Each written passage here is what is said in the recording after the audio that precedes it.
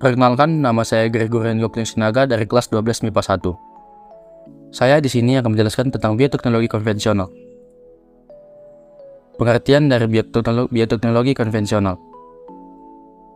Bioteknologi konvensional adalah pemanfaatan mikroba untuk membuat produk-produk yang diinginkan. Bioteknologi konvensional juga dapat menjadi suatu cara untuk meningkatkan nilai tambah bahan mentah dengan memanfaatkan mikroorganisme.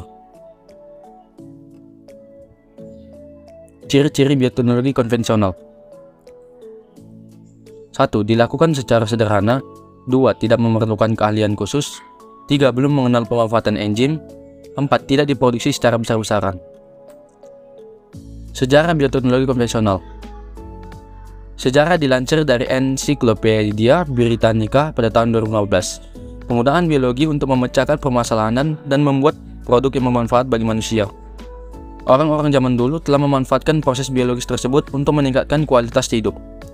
Proses bioteknologi awalnya dimulai oleh komunitas pertanian pada 6000 sebelum Masehi.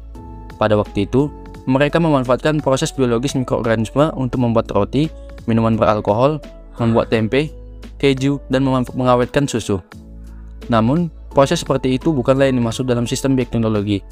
Istilah pertama kali bioteknologi diterapkan secara luas pada teknologi molekuler dan seluler mulai muncul pada tahun 1960-an dan 1970-an. Manfaat. Berikut beberapa manfaat dari bioteknologi konvensional.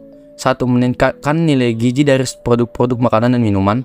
2. Menciptakan sumber makanan baru misalnya dari air kelapa dapat diubah menjadi nata koko. 3. Dapat membuat makanan yang tahan lama misalnya asinan.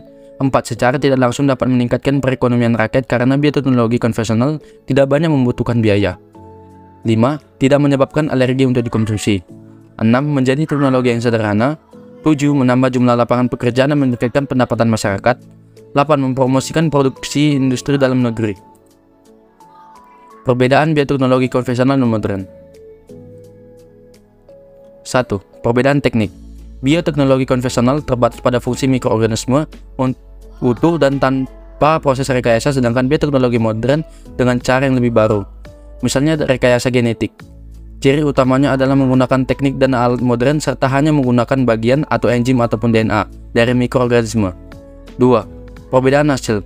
Hasil dari bioteknologi modern adalah tumbuhan transgenik, rekayasa jaringan, sel punca, cloning DNA, produk DNA, analisis genom, dan lain-lain.